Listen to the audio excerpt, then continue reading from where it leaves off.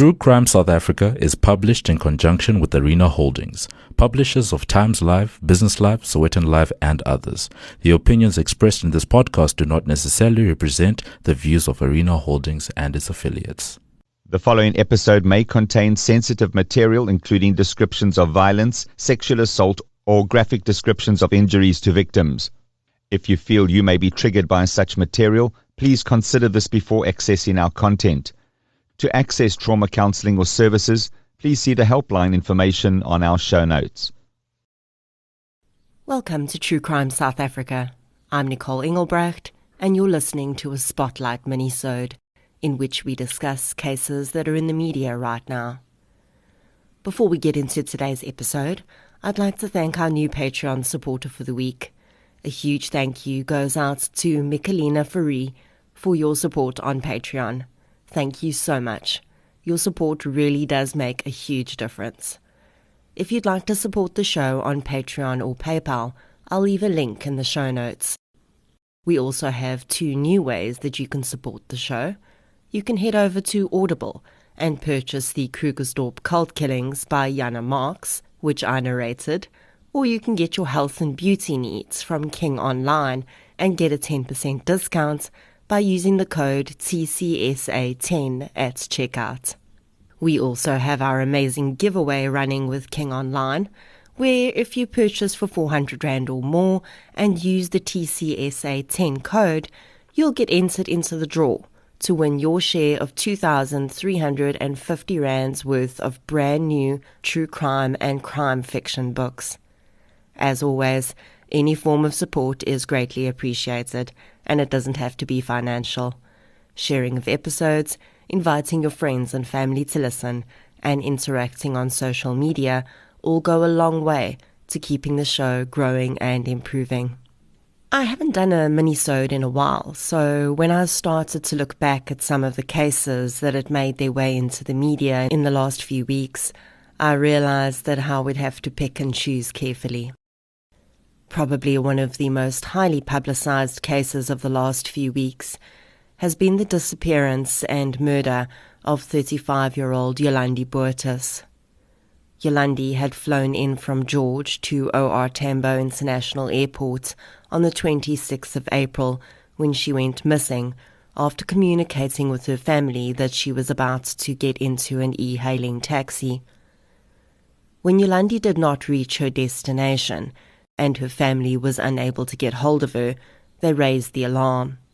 Yolandi was reported missing, and her missing persons poster was shared on social media. On the 4th of May, a father and son who were fishing in the Vaal River in Villiers found human body parts. Police were able to identify the remains as belonging to Yolandi Boertes, initially by a unique tattoo on her body. The public were naturally horrified. And then, almost simultaneously, news started to leak about a horrific discovery in a Kempton Park guest lodge. A guest had booked into the room on Saturday the 1st of May. Initially, the man was only supposed to stay for 1 night, and then he booked for the Sunday night as well. CCTV would show that no one else other than the guest had been in his room, but he had received a visitor outside of his room on the Sunday.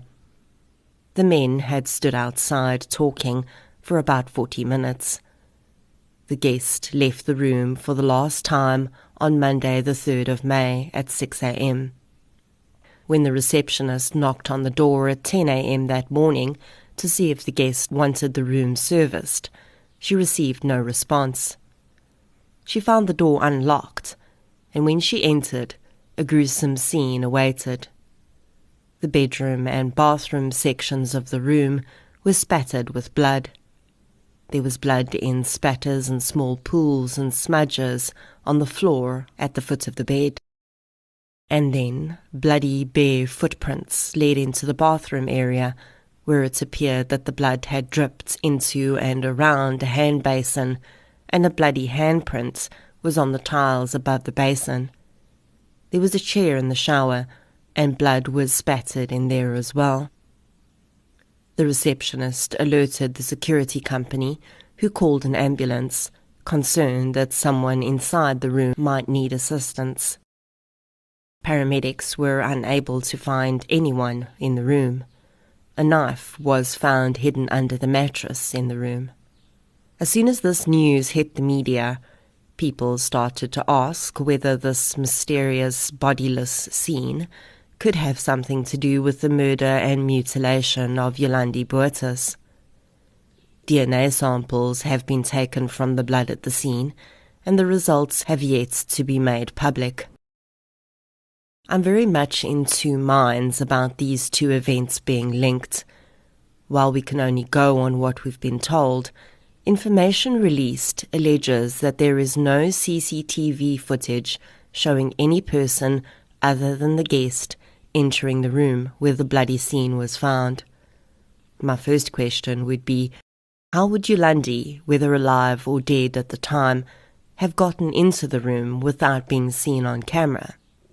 My second question would be, if she disappeared on the 26th of April, and this man only moved into this room on the 1st of May, where was Yolandi for those 5 days? And how did he get her remains out of the room again without being seen on camera? Yolandi's murder strikes me as very personal. This wasn't a human trafficking abduction gone wrong. I feel like she was targeted. And when someone cuts up your body, and it's not part of some ritual for a serial murderer, which is not the case here, I feel like the person that did this wanted to completely eliminate every trace of Yolandi from the face of the earth. While we might think that it could only be an experienced killer that would be able to dismember a body, that is not always the case, and there have been cases in the past when first-time killers have chosen to dismember as a means of disposing of the body. Initially, we were told that she was in Johannesburg to visit her children. She lived in George with her current husband, and her children lived in Johannesburg with their father. This claim has since been disputed. This case has exploded on social media, with people attempting to not only find links between Yolandi's murder and the Kempton Park scene, but also with people digging into Yolandi's past and bringing up things that she was involved with at one time to fuel further speculation. Really, as far as pure fact goes, we know very little, and I'm not even going to get into some of the speculation that's happening on social media, because I don't think it's relevant or helpful. Yolandi's family, her children, her husband, her mother and her sister are currently dealing with the most horrific set of circumstances they will likely ever experience in their lives. Not only have they lost their loved one, and not only do they have to acknowledge that her death was horrific and dehumanizing, but now they also have to deal with the onslaught of speculation on social media. Whether or not the scene in Kempton Park is linked to Yolandi's murder, can you imagine her children having to see those pictures shared everywhere and wondering whether that really is their mother's blood? And then the speculation about her past and how mistakes she may have made may have played into this. I do hope that DNA results from the Kempton Park scene come back soon, so that at least one part of this puzzle can be put to rest. And then I certainly hope that Yolandi's murderer is found, and very soon, because there is a human being out there that has committed a horrific crime, and they are walking the streets. In another case in Johannesburg, on the 22nd of April, just 4 days before Yolandi Boertes' disappearance, another woman and mother, Nadia Ivanka, was reported missing. The circumstances around Nadia's disappearance were quite different, though. The 31-year-old mother of 4 was getting ready for the day in her townhouse complex in Lenasia around 6 a.m. when there was a knock on the door. Nadia's husband had just left for his job as a bread delivery man, when two men entered their home. Nadira's two older children, aged 9 and 7, would later tell their grandmother and police about the struggle that had ensued. The men had struck Nadira, and the two older children had fought ferociously to try and protect their mother from the punches and kicks being rained upon her.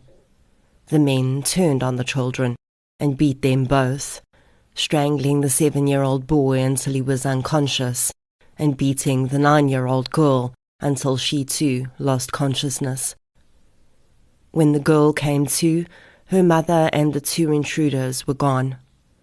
Her 1-year-old sibling was screaming on a bed with a pile of clothes on top of him, and her 7-year-old brother was still unconscious. Her 3-year-old brother had slept through the entire ordeal. The girl grabbed her youngest sibling and ran 2 blocks to her grandmother's house. This little girl is an absolute hero, and so is her brother. Firstly, being so brave to try and defend their mother against 2 grown men, and then when she was left all alone, to run with her youngest sibling 2 blocks to her grandmother's house. Nadira's family members immediately descended upon the home and found her car missing. Nothing other than Nadira and her car had been taken. A missing persons report was made, and police started to investigate what was clearly a forced abduction. Nadira's family took to social media, advertising a reward for any information leading to the recovery of the woman. Not long after the reward was announced, someone came forward with information. The woman said that she believed her husband had something to do with Nadira's abduction. The woman's husband, Lucky Mshubi, was a security guard at the complex that Nadira and her family lived in, and she said that he'd been behaving very strangely in the last few days. On the 27th of April, police descended upon the Mshubi home in an informal settlement near Lenasia, and Mshubi quickly admitted his involvement and then directed police to a shallow grave in his garden. In this grave, police found the body of Nadira Vanka. Her family were informed of the tragic discovery, and her sister would tell IOL that Nadira had actually made dinner for the security guards at her complex on a regular basis. She had fed her killer. Mshubi gave up the name of his accomplice, Thabo Mambila, but the man would remain on the run until early May, when he returned to the area. A crowd of locals recognized the man and began to assault him. Police arrived, intervened and arrested him. He was treated in hospital under armed guard and then appeared in court, where he declined to apply for bail. The state believed that Mshubi was the mastermind behind the crime, and the motive may initially have been robbery. At this time, it is not publicly known when and how Nadira died. She may have succumbed to internal injuries or head injuries from the initial beating at her home. Both perpetrators are due to appear in court on the 23rd of June. This case is just absolutely horrific. These 2 men are extremely dangerous, and they had no qualms about almost killing 2 children. I do hope that if found guilty, they'll receive the harshest sentence possible. I'll keep an eye on this one and keep you updated. In the Eastern Cape, an ongoing trial has revealed that a self-confessed serial killer and rapist appeared in court in clothes belonging to one of his victims. 28-year-old Zolisi Sojada has been dubbed the Kumbu Facebook rapist after he lured several women by using a fake Facebook profile under the name Neo Jerry. The crimes, committed in 2017, include 3 murders and 6 rapes. Sojada pleaded guilty to the murders and showed police where he left his victims' bodies, but has pleaded not guilty to the rapes. Sojata was arrested in 2017, and after many delays in his trial, the main charges are only being heard now. His modus operandi was to befriend women on Facebook using fake photographs and send them money to meet him in his hometown of Kumbu. When the woman arrived, he would let them know that he was busy and that he'd be sending someone else to collect them. This was allegedly to explain the fact that he looked nothing like the photographs he'd sent them. Of course, it was Sojata himself collecting the woman. This MO is said to have led to the rape of 6 women and the rape and murder of 3. The mother of one of his victims recently recounted in court how she'd received a ransom demand from Sojata when he had taken her daughter. Her daughter had phoned her in the middle of the night, crying and begging her mother to send 3,000 rand so that the man wouldn't kill her. The terrified mother had taken out a loan and deposited the money in the man's bank account, but when he did not release her daughter and she heard nothing more, she went to the police. She was informed that the body of a woman had been found that very day. The mother was taken to the mortuary to identify the body, and it was indeed her daughter. She noticed that her daughter's shorts and shoes were missing. When police later showed the woman photographs of the arrested suspect, he was wearing her daughter's clothes. He even made his first court appearance wearing them. The man was initially arrested with his 21-year-old girlfriend. At the time, she was charged with possession of stolen property, as many items taken from the victims had been found in their possession. In the newer articles, there is no update about the woman's involvement or current legal status. It is, of course, entirely possible that the woman had no idea where all the property was coming from, as we've seen on many occasions with the partners of serial killers. In his initial crimes, Sojata would rob and rape his victims, sometimes holding them for several days before releasing them. Then he progressed to murder, and he would kill at least 3 women before he was apprehended. I think this case underpins how easy it is for people to be fooled by social media profiles.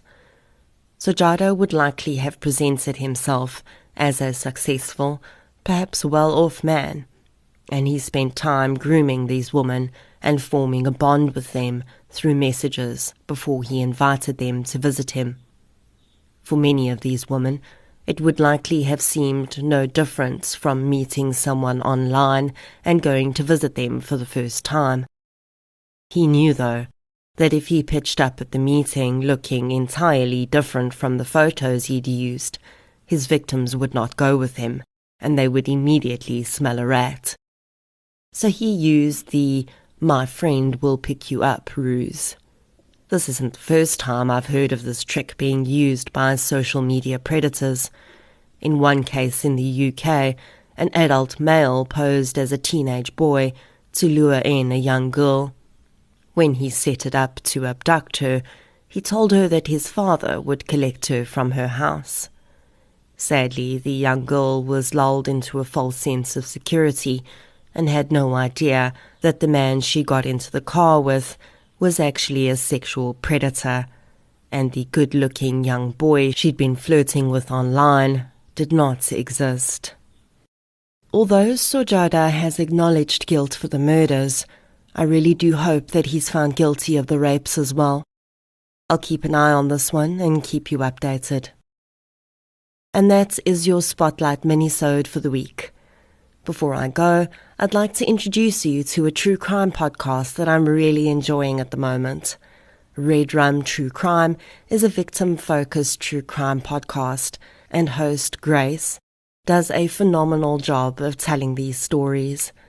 In case you're wondering, Red Rum is murder, spelled backwards. Here's Grace to tell you more about her podcast.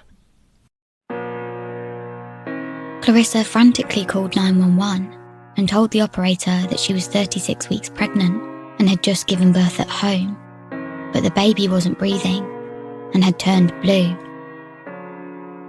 Paramedics quickly arrived and took Clarissa and baby Xander to the hospital, where he was rushed to intensive care. Hospital staff noticed that Clarissa's arms, hands and face were covered in blood, assumedly from the home delivery.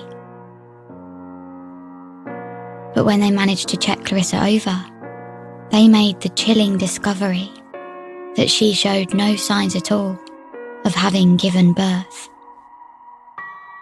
Red Rum is a podcast focusing on the true victims of crime. Search Red Rum True Crime wherever you get your podcasts. I'll leave a link to the Red Rum podcast in the show notes. I do hope that you enjoyed your Spotlight Minisode for the week. If you did, don't forget to follow us on the platform you're using to listen right now. You can also follow us on social media. We're on Facebook, Twitter and Instagram. I'll be back next Friday with a full case episode. Until then, as always, thank you for your support, and I'll chat to you soon.